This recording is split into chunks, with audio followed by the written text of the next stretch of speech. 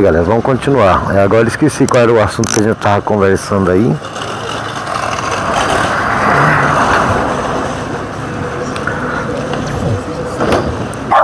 De volta pra Várzea Grande. Pois é, resumindo, tá. Aí, beleza, comprei a moto aí, tá, fui lá, fizemos a documentação certinha. Através desse comprovante aí falsificado, né, da época, né?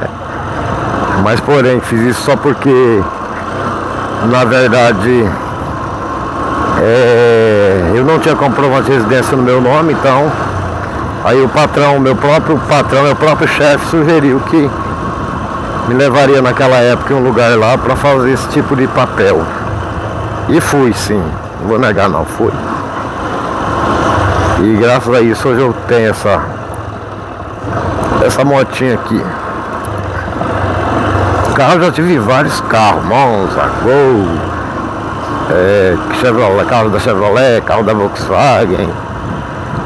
Agora moto eu tive várias, mas essa aqui depois que eu peguei ela documentada, né, que eu documentei no meu nome, então de lá pra cá tem essa moto aqui que já tá com, creio que vai fazer 19 anos, né, agora em outubro agora de 2026.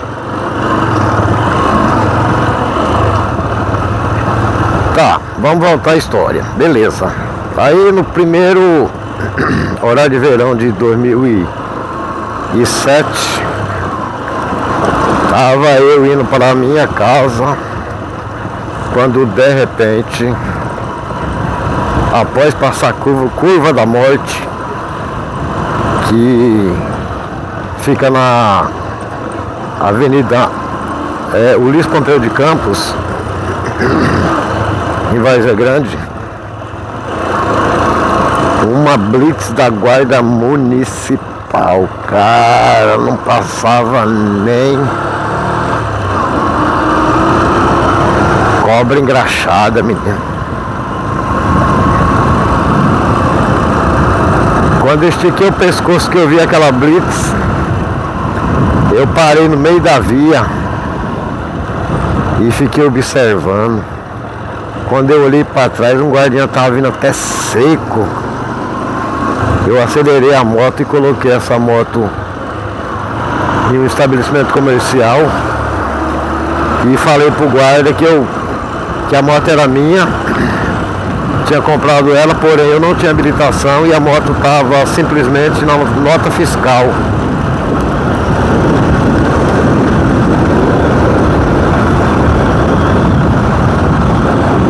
O guarda falou assim: não, pode ficar tranquilo, pode deixar sua moto aí, qualquer coisa, amanhã você vai buscar ela.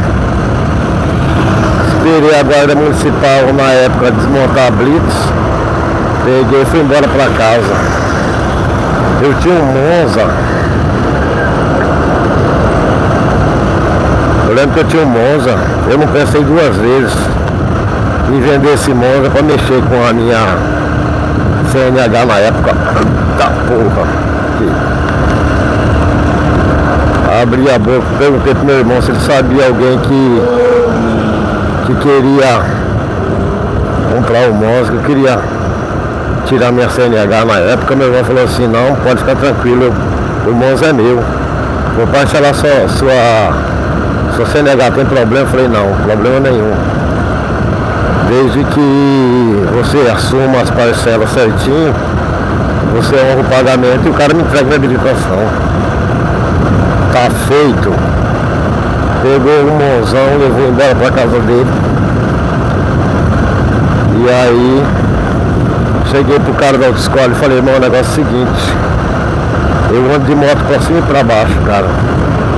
Depende dessa moto pra trabalhar, até porque eu já tô cansado de bicicleta. E aqui na nossa região aqui, meu povo, muita subida, muita serra, muita descida, entendeu? Então é muito sofrido para as pessoas andar de bicicleta, né? E aí falei pro cara, não, Nesse caso eu perder minha moto, você vai ter que tirar ela, cara. Virar do Detran, se virar pra tirar do Detran, porque eu não tenho condições financeiras e eu preciso dessa moto. Ela falou, não, cara, só depende de você. Você que vai.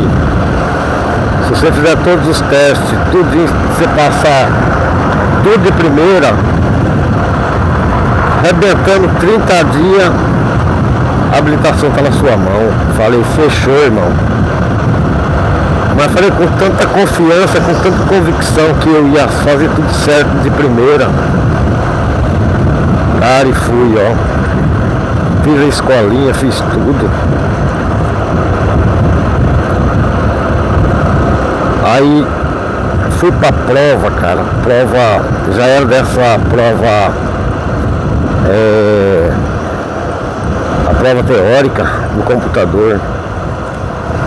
Passei uma noite anterior estudando, cara, estudando. Abri o livro assim, a apostila.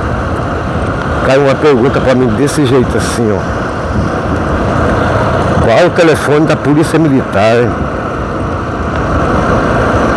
Qual o telefone da polícia? Qual o telefone do SAMU? Qual o telefone da Polícia Rodoviária Federal? Falei, nunca que vai cair essas perguntas pra mim. Ainda comentei na época com a cunhada que eu tinha, que era a mulher da casa do meu irmão, entendeu?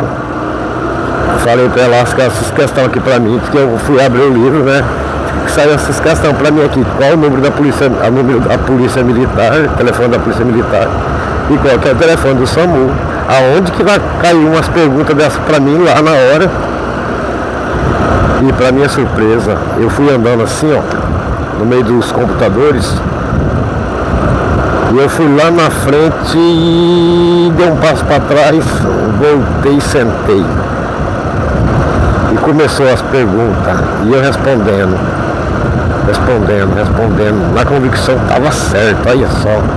Que tem umas pegadinhas lá, meu filho, que as pegadinhas é foda, hein? As pegadinhas de lá é aquela pegadinha que você não prestar atenção, você reprova na certa, no ato mesmo, não tem nem jeito. Aí foi quando eu respondi as questões, né? E por último fui analisado que de repente qual o telefone da Polícia Militar. Eu falei, ah, será? Fui lá e coloquei. Aí outra, qual é o telefone do SAMU? Eu falei, nossa, mas também. Fui lá e coloquei. No caso não coloquei, né? Não lembro se era número ou se era. Ou era letra A, B, C, D. E aí marquei. E nessa época aí a gente pegava o resultado no mesmo dia da prova, entendeu? Pegava o resultado no mesmo dia da prova.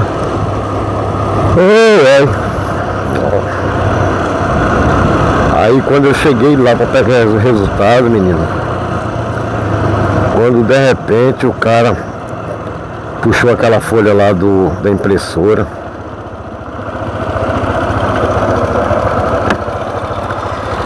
quando ele puxou aquela folha da impressora assim, ele entregou para mim virado o papel, né, para baixo assim, para mim não ver o resultado.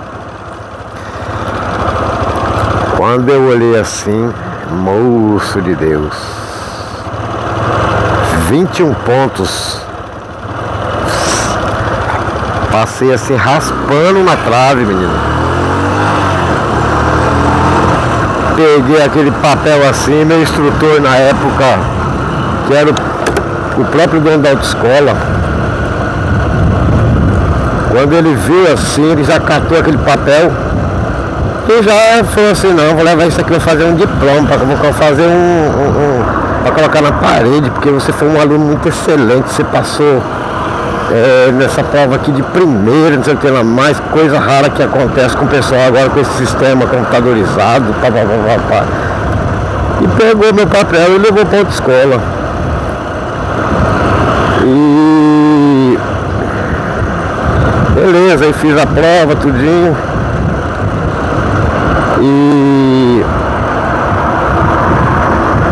esperei um tempo lá, né? Porque como eu tinha feito a teórica, então aí eu tinha que esperar a prática para começar pra rua e tal, para depois fazer a prova. Aí comecei aí o instrutor perguntou pra mim: você sabe dirigir? Falei: sei. Você sabe dirigir mesmo? Falei: sei. Ah, se você sabe, então fica mais fácil, vai ter menos aula pra você, não vai precisar cumprir as cargas horárias certinho das aulas. Falei: beleza. Aí foi quando ele... Mas eu cumpri, galera. Eu cumpri certinho as cargas horárias das aulas, assim. Fiz tudo certinho, tudo dentro da lei. Entendeu? E aí...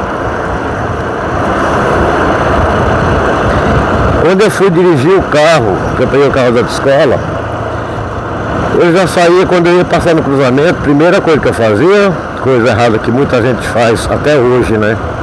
Só não faz mais aquela pessoa que passou por uma outra escola, então aprendeu a dirigir, que sabe que isso aí não pode fazer. Eu, ao invés de pisar no freio e deixar o carro daquela tremidinha básica, a hora que ele vai parando, para pisar na embreagem, não. Eu pisava na embreagem para depois pisar no freio. Moral da história: você pisa na embreagem, você vai liberar o carro, entendeu? Quando você pisa no freio, porque justamente o carro, ele estando engrenado, estando engatado, ele vai ajudar o carro a frear mais precisamente, né? E coisa assim que eu não sabia fazer, que eu aprendi errado, né? Até aquele período. Já que eu aprendi errado, eu fazia errado. Aí o meu instrutor, ele falou assim: olha, infelizmente você não sabe dirigir. Eu vou te ensinar você a dirigir do modo certo para você conseguir tirar seu CNH. Porque se você fizer isso que você está fazendo numa prova com o examinador do seu lado, você vai ser reprovado, entendeu? E aí ele foi dando toda a instrução para mim: faz isso, faz aquilo, faz assim. Aí eu acostumei que até hoje o modo de dirigir é esse, entendeu? Nunca pisar primeiro na embreagem para depois pisar no freio. Primeiro você pisa no freio, quando o carro vai dando aquela paradinha básica, que ele começa a dar aquela tremedinha como se o carro fosse querer apagar, aí sim, aí você pisa na embreagem. Tá, beleza. Daí fiz as aulas certinhas, aí marcou a prova. A prova, que a minha prova foi feita no Ipase Várzea Grande, bairro Ipase, Várzea Grande. Aí, o que acontece? Nós temos 5 minutos para estacionar o carro no estacionamento. Só que, quando eu entrei para fazer o estacionamento, o examinador, eu vi que eu tinha entrado errado, eu tentei voltar para corrigir minha falha. O que ele falou? Nananina não. Se vira. Eu olhei para ele e falei assim: mas eu não tenho 5 minutos para mim estacionar o carro? Ele falou: tem, se vira. Eu fiquei manobrando o carro, vira um pouquinho o volante para lá, vira um pouquinho o volante para cá, até que eu consegui estacionar. Mas o nervoso era tão grande, que na hora que eu fui sair, o que acontece? Eu esqueci de dar a seta para sair para a esquerda. Moral da história: o cara fez questão de me avisar, de pagar na minha cara. Ainda bem que ele fez isso, né? Porque se ele não tivesse feito isso, eu teria reprovado. Falou assim: colega, com tom de uma arrogância, de um tanto que muito complicado. Mais um ponto você reprova. Aí lascou tudo mesmo. Aí que o nervoso bateu daquele modelo. Bateu nervoso, cara do céu. Saí. Mandaram eu ir pra garagem. Entrei de frente, beleza. O cara me chamou, olhei pelo retrovisor de dentro do carro, pelo espelho interno. Vi ele sinalizando, mandando eu sair. Daí ele chegou o examinador e sentou no banco do passageiro. Aí o pau pegou, irmão. Aí foi que o barraco desabou, hein? Camarada. Quando o examinador entrou no carro com aquela prancheta, caneta em mãos, falei, Senhor da glória, será? E aí ajustei o retrovisor, o interno e os dois externos,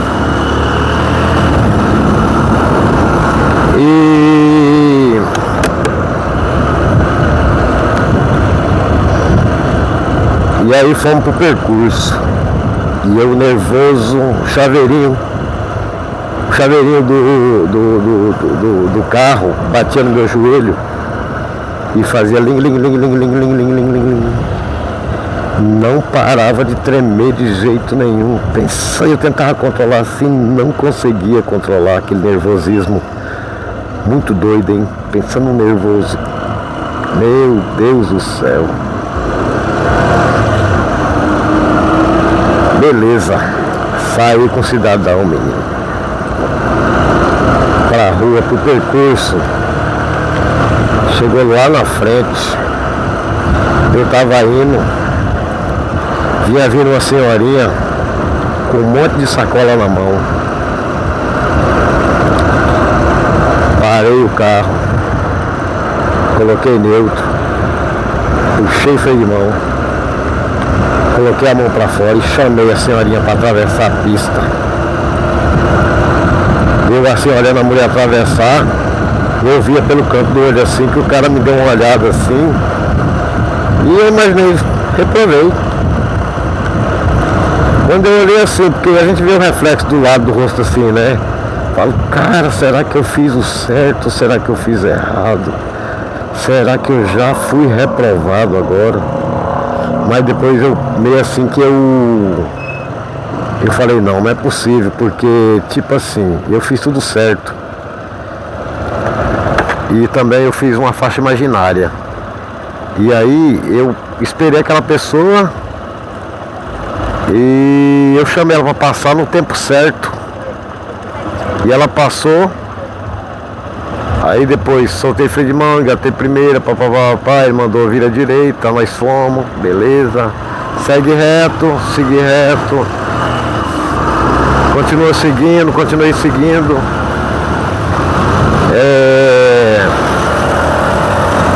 Aí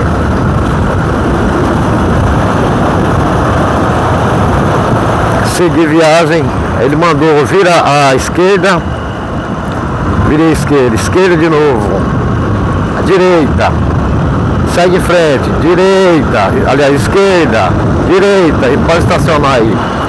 Sei dizer que o meu percurso na época foi o menor percurso feito por qualquer um dos alunos das autoescolas até aquele momento, né? Assim, que eu via que o pessoal demorava tempo ia no percurso e demorava para voltar, sendo que meu percurso durou muito pouco tempo. Foi um dos percursos mais curtos que eu fiz. Aí ficou aquela ansiedade, será que eu passei, será que eu não passei? Aí cheguei no meu instrutor, falei na época, André, cara, será que eu passei, André? Porque ele falou assim, mas você errou alguma coisa além daquela seta que você não deu, cara, pra esquerda? Eu falei, André, cara, eu não sei, mas vou narrar pra você, cara, o que eu fiz. Eu falei, André, eu tava indo, quando o examinador sentou no banco do carro, cara, vinha vindo uma senhorinha com um monte de sacola na mão. E daí o que eu fiz? Eu fiz uma faixa imaginária e chamei a senhora para passar na frente do carro. A mulher passou, ele mandou dar seta para a direita, mandou seguir, mandou virar ali, virar aqui. Eu fiz tudo que ele falou, cara. E eu sei que o meu percurso foi um dos percursos mais curtos, até por isso que eu estou pensando que eu não passei nessa prova. Ele falou, não, se você fez isso? Eu falei, fiz, cara. Ele falou, nossa, mãe, jamais nenhum aluno fez o que você fez. Então se você fez isso aí, é sinal que você passou, cara. Mas vamos fazer o seguinte, não vamos perguntar para ele por quê. Se a gente for perguntar e a pessoa for corrupta, ela vai pedir dinheiro. Então não vamos perguntar, vamos deixar acontecer. Beleza. Aí sei que demorou aí na média de uns 15 dias depois, aí eu consegui pegar minha CNH na época. Entendeu? Consegui pegar minha CNH e graças a Deus até hoje, cara, eu tenho ela. E foi assim, uma liberdade que eu conquistei. Liberdade porque eu posso ir para qualquer lugar do Brasil e se eu quiser ir também para o exterior, posso ir também sem medo, que eu posso dirigir em qualquer lugar, desde que eu obedeça as normas de trânsito daquele local, entendeu? E assim, aí fica assim uma dica para pessoas que forem fazer prova, né, que prestem um pouco de atenção, que não façam igual eu fiz, de um nervosismo tão grande, esqueci de dar seta para a esquerda, sendo que é obrigatório dar seta, até para a pessoa saber que você vai entrar ali para não provocar um acidente. E aí foi onde eu falei nessa parte, né? Mas graças a Deus correu tudo bem. E a minha habilitação, ela não é uma habilitação muito antiga não, então vamos somar comigo aí. Eu consegui tirar ela, foi praticamente em 2008. Então se nós somar hoje 2008, nós estamos em 2026, né? Se fosse 2028, teria 20 anos, mas não tem 20 anos. Então vamos somar que minha CNH hoje ela deve ter na faixa dos 17 anos só que eu consegui tirar minha CNH. Até porque eu consegui tirar minha CNH, eu já tinha mais de 20,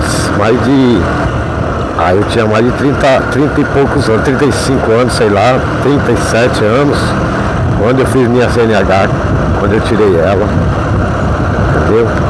Então assim, galera, eu faço de tudo para mim andar certinho, para não ter como eu perder a minha CNH, não bebo mais, já bebi muito, já andei embriagado, eu já cheguei assim de estar numa pista e de repente estar de um lado do outro, de tão bêbado que estava pilotando a moto, de mulher ir buscando na porta do bar, coisa chata, né? Mulher buscar na porta de bar, e aí eu ficar com raiva, colocar ela na garupa e sair, tipo, fazendo zigue-zague na via, sei lá, não porque eu queria fazer medo pra ela, mas porque eu não conseguia controlar a direção da moto. Ao mesmo tempo que eu estava aqui, eu já estava aqui, ao mesmo tempo que eu estava aqui, eu estava entrando aqui, e eu ficava assim, nesse zigue-zague aí, o tempo de provocar um acidente, me matar a mulher, entendeu? Mas graças a Deus, hoje eu sou uma pessoa consciente, eu não bebo mais, não tenho vontade. Depois que surgiu a lei seca, assim, que álcool zero, eu parei de uma vez. Antes ainda tinha parado, mas tipo assim, eu pegava uma cerveja escura, que eu gosto, mas não bebo mais, né? Uma cerveja escura e tomava, tal. Hoje em dia nem isso eu faço mais, entendeu? A única bebida ainda que eu não bebi, que eu ainda vou beber, que é alcoólica, é o tal do licor de piqui. Esse aí eu vou. Um dia eu quero experimentar essa bebida ainda, essa eu quero. Mas assim, para matar a curiosidade, porque na época que eu bebia, eu não bebia esse tal do licor de piqui, mas esse aí eu quero tomar. Eu tomo assim. Mas assim, beber com moderação, não para sair fazendo arruaça e tal. E assim mesmo, só para tomar uma bicadinha, só para experimentar, né? E assim, aí ganhei minha liberdade, já viajei para vários lugares com essa ditinha aqui, essa coisa linda aqui, ó, que eu tenho, tá feinha de pintura, mas o motor tá bom, graças a Deus. Às vezes baixo um óleo, eu coloco um pouquinho de óleo e sigo para frente. Já fui para Rondônia com essa moto aqui, fui para Vilhena. Já fui várias vezes para Salto do Céu também, uma cidade turística que tem ali depois de Cáceres. Acho que mais ou menos a faixa de uns 30 km ali. Acho que é Cacho, se eu não me engano.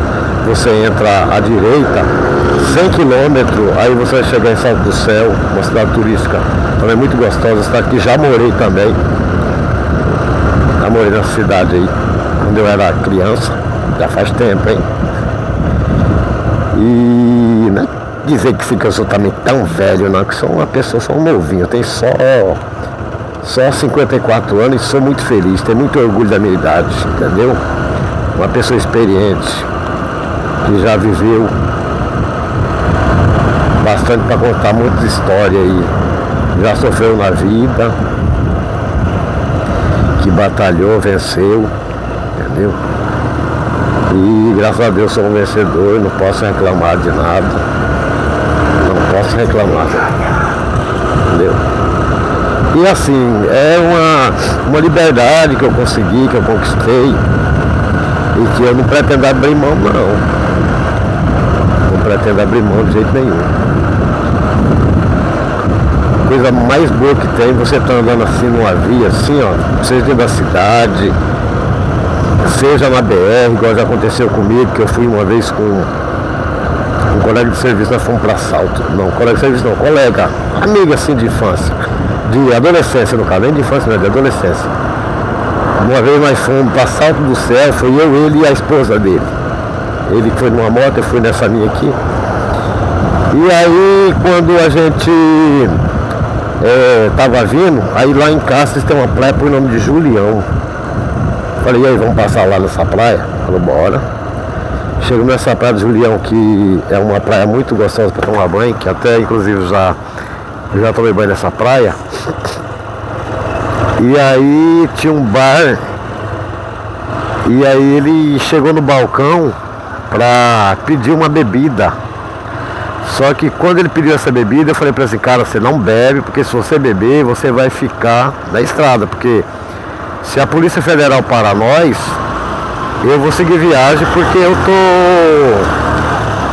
tô de boa, cara. Eu não bebi, então eu posso apurar uma fome tranquilo, de boa. Mas você beber, você vai ficar. Aí quando o cara trouxe a cerveja pra ele desistiu da cerveja e tomou um refrigerante. E aí a gente tá vindo, passamos a Serra de Cáceres, estamos vindo. Chegando num assentamento na época, tal de Sadia 3, se eu não me engano, uma viatura da PRF mandou eu parar, parei. Chegou pra mim e disse assim, vou fazer um convite pro senhor. Falei, pois não, esteja à vontade, seu policial. Vou convidar o senhor a fazer o teste do etilômetro, o senhor aceita? Falei, sim senhor, aceito, né? Como vou negar que não, né? Pois é. Você bebeu alguma coisa? Falei, seu guarda, eu tomei água, não sei que a água tinha álcool, mas eu bebi só água. Aí soprei o etilômetro, deu 000, suponhamos, né? Que é o que eu não tinha tomado bebida alcoólica. Logo em seguida parou o colega e falou pro colega, você aceita soprar o etilômetro? Ele, aceito.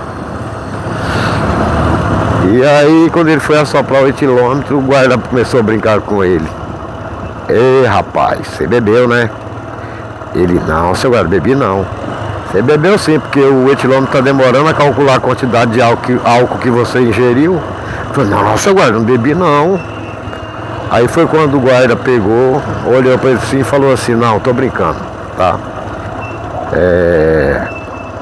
Deu nada de álcool no bafômetro, não. Aí ficou aquela lição, mais uma vez aquela lição, né? Se tivesse bebido, tinha ficado na blitz. Ficado não, tinha levado enquadrado o cidadão, porque a Polícia Federal não tem nem o que conversar, né? Mas falou, galera, isso aqui é o vídeo, né? Só você dizer que consegui minha habilitação, minha CNH, entendeu? Minha motinha nunca foi presa. Sempre procurei andar sempre certinho com ela. E também com os carros velhos que eu tenho, né? Pra não ter problema com a justiça. Mas é isso aí, esse é o vídeo de hoje. Espero que vocês tenham gostado, né? E até o próximo. Não vou pedir pra vocês, como se diz, se inscrever, porque é assim, né? Se vocês sentirem de se inscrever, de compartilhar o vídeo, tenha vontade, é uma força que vocês vão me dar, né? Não vou pedir pedindo, né? E felicidade para todos aí do outro lado. Espero que você tenha gostado da minha história, que a gente abordou vários assuntos, né? E até eu procurei conversar assim, mais um tema só, para não misturar muitas falas. Esse vídeo é continuação da parte que eu saí daqui de casa para fazer a entrega. E cheguei lá, deixei o material e continuei gravando, conversando até chegar de novo aqui em casa, né? Eu espero que vocês tenham gostado do vídeo, né? Assim, não vou pedir para compartilhar, mas compartilhem, tá? Ative o sininho de notificação, que quando tiver vídeos novos, mais vídeos novos, né? Espero que vocês gostem do vídeo. E até o próximo vídeo. Fui!